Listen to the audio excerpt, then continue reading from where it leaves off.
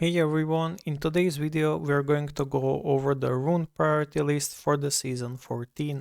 So I have made some adjustments since the last time and I'm going to go over the runes priority list that you should follow starting season 14 or even now. So the main adjustments I made, I added Emily into this side right here because I do believe she's a priority if you're starting with the Tsuki. So my Tsuki start is actually really amazing and the account is doing great. So I did end up getting Emily runes because Emily runes do provide 25 additional corrode stacks, pretty much, which is insane to Tsuki because she steals stats based on the corrode stats. So she's basically enabling Tsukuyomi even further. That's why Emily is added into here. So if you have Tsuki, you should definitely get Emily runes, but not before Pandora or Yorm. Or you can do that before Yorm, it's okay, but definitely not before Pandora.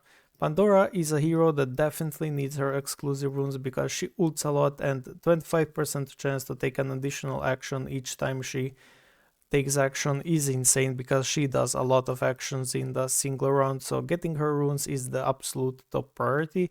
You should get her dodge runes if you're curious about which type to go for.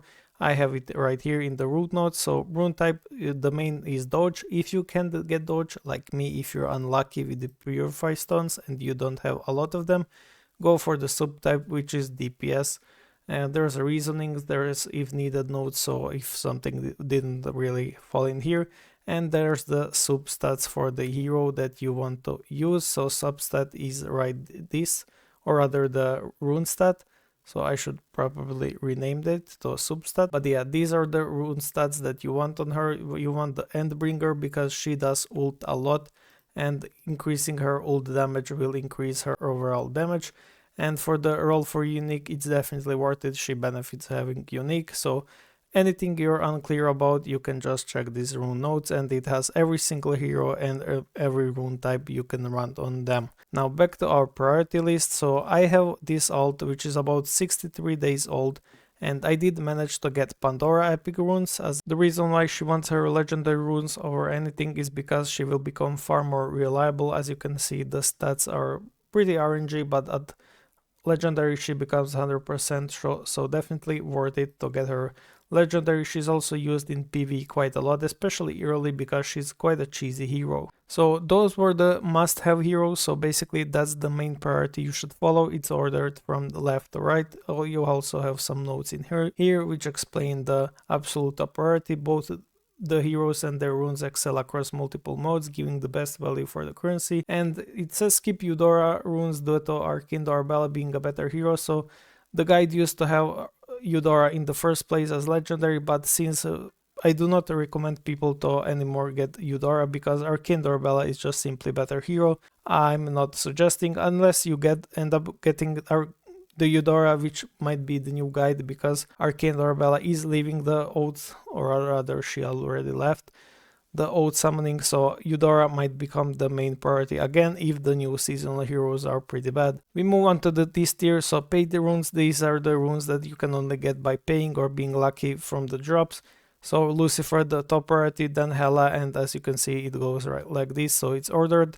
And then I will add the 3 new heroes for the season 14, so Venus, Babylon, and Eve. So those were the 3 heroes that will be only paid, and they will eventually become free-to-play viable after like 2 seasons, so 4 months pretty much. Same like the Arcane Arbella, Sorry and Bastet are becoming now, so in season 14 you will be able to get their runes, which is why I have moved them at the bottom, or rather move them to the tiers I believe they should be in. So the core alternative is Dahlia because she's still used despite slightly falling off, despite slightly not being as good. She's still one of the better heroes to get and one of the better runes to get. Elisha was one of the top priorities, but now she's just a support. She's no longer a DPS. Although she can sometimes be, but not to the degree that she was before the Pandora got her buffs. So Elisha can work with only epics, but her ideal was full legendary obviously in the past, but nowadays she's mostly a support. Then you don't have to follow this. Everything after those two is pretty much optional. Quite literally everything in here is quite optional after Elisha, because Astrid, not a lot of people are aware how she works and whether and how strong she truly is. I have made a video in the past about her, but it's not really watched and it's pretty clumsy because I was still new at this. But she's truly strong hero and people are definitely sleeping on her. Then we have Narisa, one of the best DPS heroes in the PvP by far. Maybe you can skip Astrid over her, definitely her runes are worth picking up. If you see the tiers like this, that means you can sort of get epics and stay there, but if you can get legendary. The same logic applies to everything, so Narisa works with 2 epic, 2 legendary, but she excels with 4 legendary, and you can apply the same logic to every single hero that has multiple icons in here and different borders. Aphrodite, you want epic runes because with epic runes she will be able to steal enemy heroes even under CC. Same goes for the Hades, same goes for the Shang and the Wu Zetian.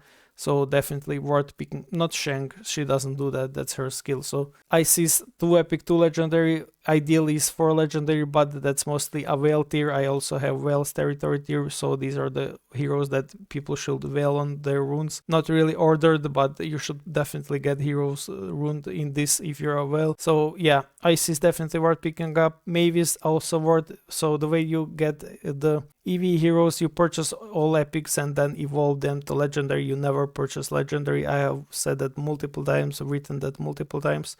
And then the Sorija Yushta, I believe her runes are absolutely broken. 3 rounds on invincibility should make her dooms actually quite strong and scary. But this is just a theory, don't hold me on this, I have yet to test it. I will get her as fast as possible in the season 14, in the week 4 I believe, when the runes challengers trials will begin. The strong runes useful in PvP mostly, so these heroes are mostly for PvP. Apart from Atrupus, she's just PvE. And the Gaia and the Arcane Doorbell obviously can be used in PvE. So Lancelot to get his Phantom Illusion, Vittoria to get her Bind and actually make her usable hero. Arcane Doorbell doesn't need the runes, but like she's such a good hero, like why wouldn't you get them? The same goes for the Leviathan pretty much. So a strong hero, okay runes, but her runes are actually more than okay, they're great. So Audrey is slightly fallen off. I do think I should move her around here, so I will do this and I will do this, so something like this. I do believe Audrey has fallen off slightly. Same goes for the Halissa, but her runes actually give value because she's unplayable without them pretty much. Busted is optional, she doesn't need them, but Gaia's are amazing runes, one of the better runes for sure. Arthur, without his runes, he's not threat, but with his rune he kind of becomes slightly more reliable and you can sort of expect him to do things, but without his runes he's absolutely terrible and only a CC reflect bot. Atrupus, as I said, purely PvE, and then we have Audrey for the 100% anti-healing to enemy team, which doesn't really do much in this current meta, but yeah, they're still great nonetheless.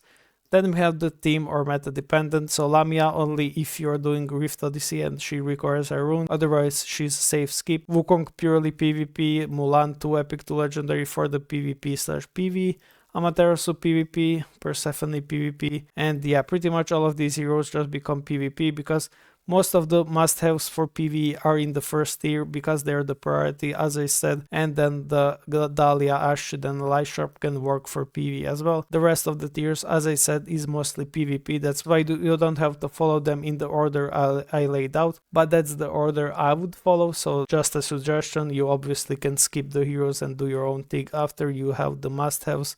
And after you have Dahlia and Elisha, that's just my suggestion to follow, and I wouldn't stay away from it. And everything else is niche picks, like you can see like Janna runes are excelling in Foggy 1 and 2 because of the shields increase. And yeah, a lot of niche picks, a lot of good heroes, and these are the runes too niche to hardly usable, so you definitely don't want the bottom 3 tiers, you can safely skip them. As for the EV, after the Doris, Halissa, Mavis and Lancelot, it's completely optional. I would do Lee, definitely one of the stronger options, and yeah, and Albert for sure. I do need to move Albert in here because he's one of the stronger heroes for sure to get. And I do think I should actually move the Marlena in here because Alice is no longer as used as she used to be. So I will also do this because Persephone is just simply better. But yeah, this is the ordering in a way. You don't really have to follow it. Emily legendary runes are completely optional, so that's why they're there, but her epic runes are amazing. So hopefully this has been clear. As an example, as I said, you can follow my account. It's day 60 and I did manage to get up here, so half of the must-haves pretty much done. I'm not going to go for the Yorm legendary, it's not needed. Her 2 epic, 2 legendary are completely enough. This is purely for whales that can afford it. So yeah, hopefully this guide has been clear and hopefully you have understood everything. As I said, if you don't know which type to rune, you can definitely check the rune notes and follow this sheet, so it definitely has a lot. It might miss some of the heroes, might miss some of the stats, but that's because you don't need them. So it has everything important that you will need. And yeah, that's it. See you guys in the next one and happy holidays.